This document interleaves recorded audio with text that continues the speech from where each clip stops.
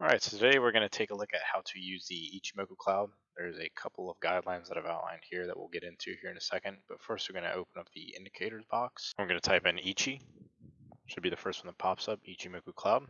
Now this rule is specific to crypto. If you're not trading crypto, you can leave the stock settings, but the stock settings are for traditional markets.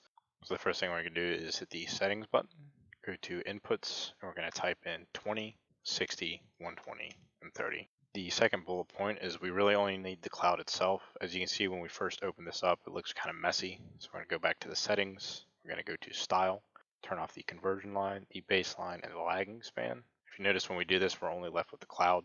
The conversion line, the baseline, and the lagging span are just that. They're lagging indicators. So it really only lets us know what happens after it's happened, whereas the cloud itself can actually let you know what happens beforehand, which I'll get into here in a moment.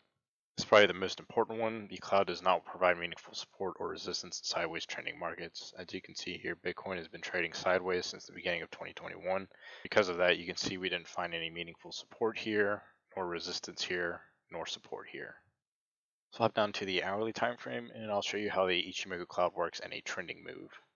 So if you look back here where Bitcoin was trading sideways within this range, as I mentioned before, the Ichimoku Cloud did not provide meaningful support or resistance throughout this range here, as you can see. But if you look here, we see something different happening. We're actually getting support off of the cloud. This means that the Ichimoku Cloud is confirming that this is a valid uptrend.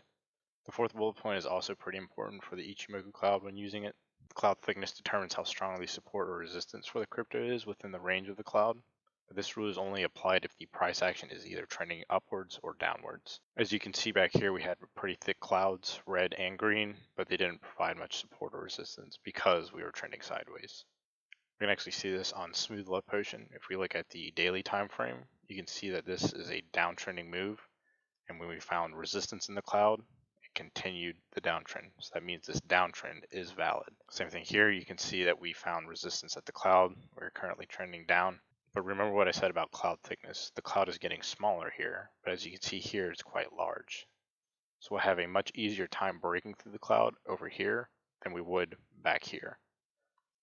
The Ichimoku Cloud is just like any other level of support and resistance. The more times we touch it, with a potential touch here, the more likely we are to break through it. Now the Ichimoku Cloud doesn't always stop out the price action at the bottom level. Sometimes it'll move all the way up to the upper boundary before sending the price back down. And this works alternatively with the green cloud. If the price action was up here and this cloud was green, sometimes we'll find support at the upper level, and sometimes the price will push all the way to the bottom before rebounding. I also like to combine the Ichimoku Cloud with the 200 EMA. Go down to the hourly chart on Bitcoin and turn on the EMA ribbon. I have the 200 EMA as the yellow line. And as you can see here, it kind of provides confirmation of this cloud, right? Not only do you have the cloud providing support, but you also have the 200 EMA and even the EMA spread and the ribbon providing support. So with this combination, it's pretty safe to assume that if we break the EMA spread, the Ichimoku Cloud, and the 200 EMA, that this uptrend is likely done. I just now realized that I had this as 4 as well as this as 4, so I just went ahead and changed it real quick. Lastly, it can be used to somewhat predict the future, and I'll show you what I mean with Smooth Love Potion here. So we go to the daily time frame and turn off our EMA ribbon, zoom in a little bit.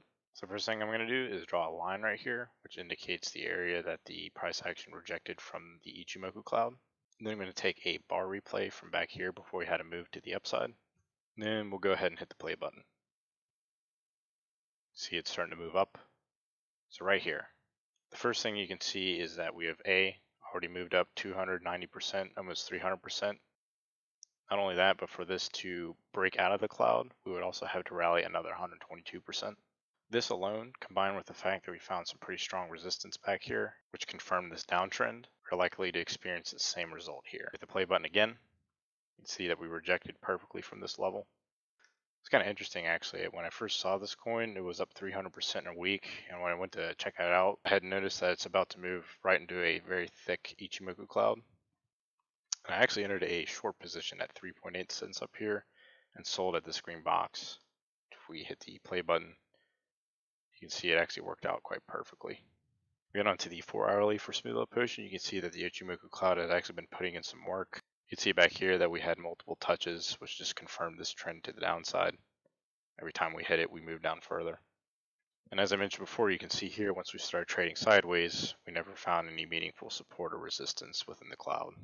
Once we were finished with this sideways movement and entered a downtrend again, that the Ichimoku Cloud started coming back into play. As you can see with these touches it had back here. I mentioned earlier, unless we break the cloud to the upside, it's not bullish price action. So on the 4-hourly time frame, this would be considered bullish. But as you can see now, we're starting to trend sideways again. All right, so to recap, the stock settings are for traditional markets. Crypto's 24/7, so we want to change these to 20, 60, 120, and 30.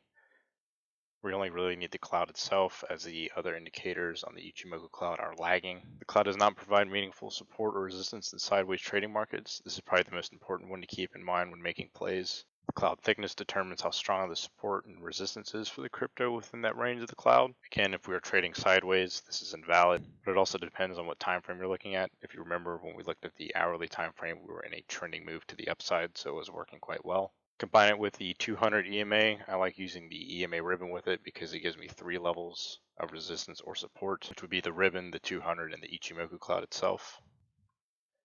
And 6, it can somewhat predict the future, as we saw in this example with Smooth Love Potion. So if you learned something today and found this video useful, be sure to hit the subscribe button, as I'll be making some more videos in the future on how to use different technical indicators.